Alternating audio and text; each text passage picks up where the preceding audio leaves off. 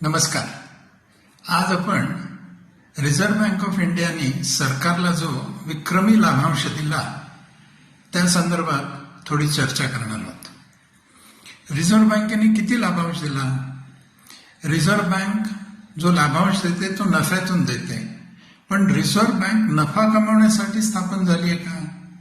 आणि ती जर नफा कमावण्यासाठी स्थापन झाली नसेल तर मग इतका नफा रिझर्व्ह बँकेला झाला कुठून? रिझर्व्ह बँकेचं उत्पन्न कुठून आहे? त्याचा खर्च कोणता आहे? रिझर्व्ह बँकेने तरतूद केली का? आणि ती केली असली तर पुरेशी आहे का? इतका मोठा लाभांश दिला त्याचा अर्थव्यवस्थेला काही फायदा आहे का?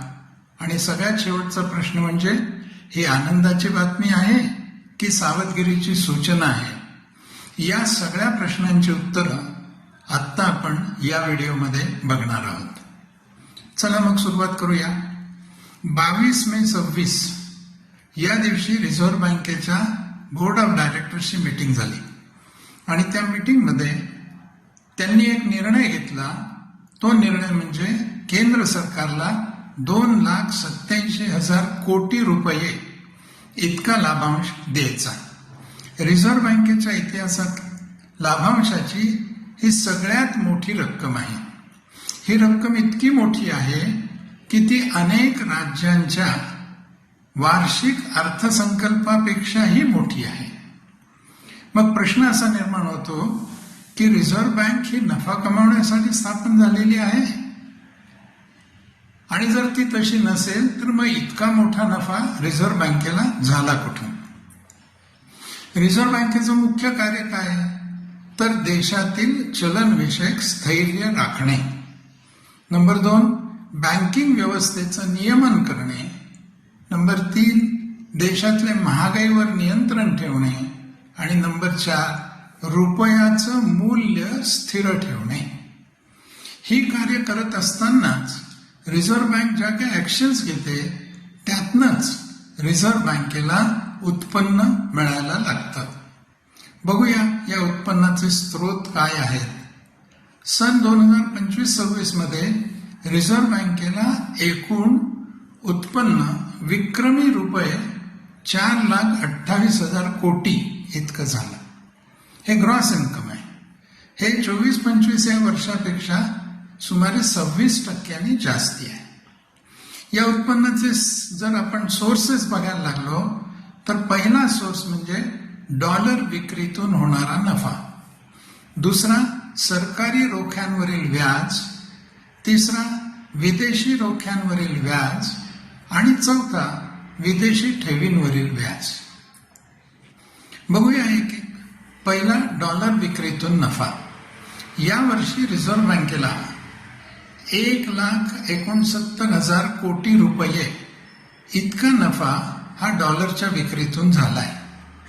रिझर्व्ह बँकेने 195 अब्ज डॉलरची विक्री केली आणि गेल्या वर्षीच्या तुलनेत हा नफा 52% जास्ती आहे. आता रिझर्व्ह बँकेने डॉलरची विक्री का केली? यामागचं सर्वात मोठं कारण म्हणजे रुपयाचं घसरतं मूल्य. रुपया आपल्याला माहिती आहे की आता तो 95 रुपयापेक्षाही अधिक असा त्याचा विनिमय दर डॉलर बरोबर झालेला आहे. रुपयाचं मूल्य घसरू नये म्हणून रिझर्व्ह बँक डॉलर बाजारात उपलब्ध करून देते आणि या व्यवहारात रिझर्व्ह बँकेला नफा होतो. कसा होतो हे जर आपण बघायचं ठरवलं तर एक सध्याची जगाची स्थिती आपल्या डोळ्यासमोर येईल. गेल्या वर्षी जागतिक पातळीवर अनेक घडामोडी घडल्या. व्यापार युद्ध झाली, भूराजकीय संघर्ष चालू आहेत, कृत्रिम बुद्धिमत्तेमध्ये वेगवान प्रगती होते आहे आणि परकीय गुंतवणूकदारांनी आपली काही गुंतवणूक बाहेर नेलेली आहे. यामुळे रुपयावर दबाव आला आणि रुपयाचं अवमूल्यन सुमारे 10% झालं. थोडक्यात काय, बाजारात डॉलरची मागणी वाढली आणि म्हणून डॉलरची किंमत वाढली. डॉलरची किंमत वाढली याचाच अर्थ रुपयाची किंमत घसरली. आता अशा परिस्थितीत काय करायला पाहिजे? तर डॉलर उपलब्ध करून दिले पाहिजेत बाजारात. हे डॉलर उपलब्ध करून देण्यासाठी रिझर्व्ह बँकेला आपल्याकडील डॉलरच्या साठ्यातला काही भाग विकायला लागला आणि म्हणून रिझर्व्ह बँकेने डॉलरची विक्री करून रुपयाला आधार दिला. आता हे डॉलर रिझर्व्ह बँकेने पूर्वी खरेदी केलेले आहेत, त्यामुळे त्यावेळची डॉलरची खरेदीची किंमत आणि आत्ता डॉलरची विक्रीची किंमत याच्यामध्ये फरक आहे. उदाहरणार्थ 75 रुपयाला डॉलर खरेदी केला होता, आता 95 रुपयाला विकला, म्हणजेच रिझर्व्ह बँकेला प्रत्येक डॉलर मागे 20 रुपयाचा नफा झाला. 25-26 या वर्षामध्ये रिझर्व्ह बँकेने जवळपास 195 अब्ज डॉलरची विक्री केली आणि त्या विक्रीतून रिझर्व्ह बँकेला सुमारे 1,69,000 कोटी रुपयांचा नफा मिळाला. रिझर्व्ह बँकेचा हा सगळ्यात मोठा उत्पन्नाचा सोर्स ठरला. आता ही डॉलर विक्री केल्यामुळे काय झालं? रिझर्व्ह बँकेने डॉलर विकले आणि रुपये आपल्याकडे घेतले त्याच्या मोबदल्यात. त्यामुळे अर्थव्यवस्थेतली रुपयाची उपलब्धता कमी झाली. आता बाजारात रुपयाची उपलब्धता जर कमी झाली तर स्वाभाविकपणे व्याजाचे दर वाढू शकतात, कारण व्याज, interest is a price of money, पैसा मिळवण्यासाठी व्याज द्यावं लागतं. म्हणून व्याजदर वाढू नयेत ही आरबीआयची प्रमुख जबाबदारी आहे. गेल्या वर्षी तर त्यांनी सुमारे 1.25 पॉइंट्स इतक्यानी रेपो रेट पण कमी केलेला होता. म्हणून आरबीआयला व्याजदर वाढवणं टाळायचं होतं आणि हे टाळण्यासाठी काय करायला पाहिजे? तर बाजारात रुपयाची उपलब्धता करून दिली पाहिजे. म्हणून रिझर्व्ह बँकेने बाजारातून सुमारे 9 लाख कोटी रुपयांचे सरकारी रोखे खरेदी केले. बघा, एकीकडे डॉलर विकले आणि दुसरीकडे काय केलं? आलेल्या रुपयातनं आपल्या लोकल मार्केटमध्ये सरकारी कर्ज रोखे किंवा सरकारी रोखे विकत घेतले. हे सुमारे ज्या प्रमाणात रक्कम आपल्याला डॉलर विकून मिळाली होती त्याप्रमाणे त्यांनी हे सरकारी रोखे बाजारातनं विकत घेतले आणि त्यातून त्यांनी बाजारात लिक्विडिटी सोडली. हे जे सरकारी रोखे विकत घेतले त्याच्यावर व्याज रिझर्व्ह बँकेला मिळालं आणि ते सुमारे 1,18,000 कोटी रुपयांचं उत्पन्न व्याजाच्या स्वरूपात रिझर्व्ह बँकेला मिळालं. 2 प्रमुख सोर्सेस सांगितले. एक, डॉलरची विक्री करून मिळालं. दुसरं, रुपयामध्ये खरेदी केल्यामुळे सरकारी रोख्यांवरील व्याज मिळालं. याशिवाय परकीय चलन साठ्याची काही गुंतवणूक परदेशी रोख्यांमध्ये केलेली असते, त्याच्यावर व्याज मिळालं. ते व्याज सुमारे 1,08,000 कोटी रुपयांचं मिळालं. तसंच आपल्याकडे जो परकीय चलनाचा साठा असतो त्याची गुंतवणूक ही विदेशी ठेवींमध्ये पण केली जाते. अशा विदेशी ठेवी ज्या रिझर्व्ह बँकेकडे आहेत त्याच्यावर 27,000 कोटी रुपयाचं साधारणपणे व्याज जमा झालं. असं एकूण जे व्याज आपल्याकडे जमा झालं ते व्याज 4,28,000 कोटी रुपयांचं 25-26 या वर्षामध्ये रिझर्व्ह बँकेकडे जमा झालं. ही झाली जमा बाजू. आता खर्च बाजूकडे येऊया, कारण की जमा वजा खर्च म्हणजे नफा आणि नफ्यातनं लाभांश. तर सामान्यपणे 3 मोठ्या हेड्सवर खर्च रिझर्व्ह बँकेचा झालेला आपल्याला दिसेल. पहिला, एक चलनी नोटा छापण्यासाठी काही खर्च होतो.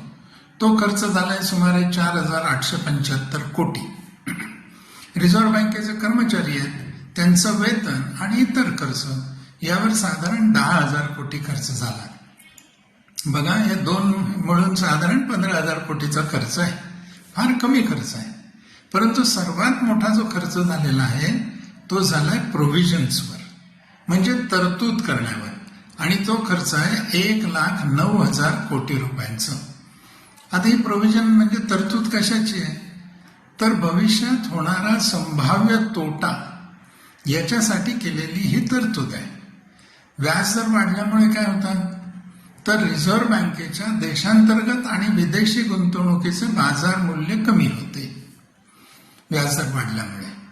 तसंच रुपयाच्या संरक्षणासाठी वापरलेल्या फॉरवर्ड करारामधूनही संभाव्य तोटा निर्माण होऊ शकतो. या दोन्ही गोष्टींसाठी रिझर्व्ह बँकेने तब्बल 1,09,000 कोटी रुपयांची तरतूद केलेली आहे या वर्षामध्ये. म्हणजे डिव्हॅल्युएशन ऑफ इन्व्हेस्टमेंट्स एका बाजूला आणि दुसऱ्या बाजूला जे काही फॉरवर्ड करार केलेले आहेत त्याच्यात जर तोटा झाला तर त्याच्यासाठी तरतूद, अशा दोन मिळून एकूण 1,09,000 कोटींची तरतूद केलेली आहे. उत्पन्न वजा हा 1,09,000 कोटीचा खर्च, यातनं रिझर्व्ह बँकेला नफा राहिला आणि त्या नफ्यापैकी 2,87,000 कोटी रुपये इतका लाभांश, विक्रमी रकमेचा लाभांश रिझर्व्ह बँकेने आत्ता 22 मेच्या आपल्या मीटिंगमध्ये केंद्र सरकारला दिला. आता इतकी रक्कम केंद्र सरकारकडे आली तर याचा काही देशाला फायदा होणार आहे का? तर निश्चितच फायदा होईल, कारण सरकारचं उत्पन्न वाढलं, त्यामुळे आर्थिक स्थिती केंद्र सरकारची मजबूत होईल, सरकारचा वित्तीय तुटीचा ताण कमी होईल. हे उत्पन्न आहे, त्यामुळे वित्तीय तूट कमी होईल. त्यामुळे स्वाभाविकपणे इन्फ्रास्ट्रक्चर असेल, डिफेन्स असेल, ॲग्रिकल्चर असेल, शिक्षण असेल, सामाजिक कल्याण असेल, अशा योजनांसाठी अधिक निधी उपलब्ध होऊ शकतो आणि सरकारला अतिरिक्त कर्ज घेण्याची गरज पडणार नाही. त्यामुळे असा डिव्हिडंड मिळणं हे अर्थव्यवस्थेसाठी निश्चितच फायद्याचं आहे. पण मग आता याने आनंद मानायचा की हा एक सावधानतेचा इशारा मानायचा? मला असं वाटतं की या लाभांशाकडे केवळ आनंदाची बातमी म्हणून बघता येणार नाही, कारण यातला मोठा हिस्सा कशामुळे मिळाला तर डॉलर विकल्यामुळे. आणि डॉलर का विकायला लागले तर रुपया जो घसरत होता त्याची घसरण थांबवण्यासाठी डॉलर विकायला लागले. म्हणजे थोडक्यात हा हस्तक्षेप रिझर्व्ह बँकेला करावा लागला. याचाच अर्थ हा नफा अर्थव्यवस्थेतील या आव्हानाचं प्रतीक पण आहे. रुपयावर दबाव आहे, परकीय गुंतवणुकीची माघार आहे आणि वाढतं आयात बिल म्हणजे ट्रेड डेफिसिट, ह्या चिंतेच्या बाबी आहेतच.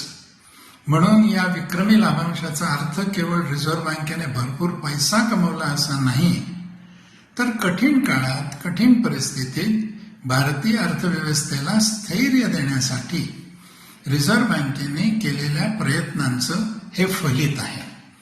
जर एक गोष्ट आणखीन लक्षात घेतली पाहिजे, रिझर्व्ह बँकेने यावर्षी जो आकस्मिक जोखीम निधी म्हणजे कॉन्टिंजंट रिस्क बफर, हा जो काही एक प्रोव्हिजन असते त्याचं प्रमाण 7.5% वरून 6.5% कमी केलंय.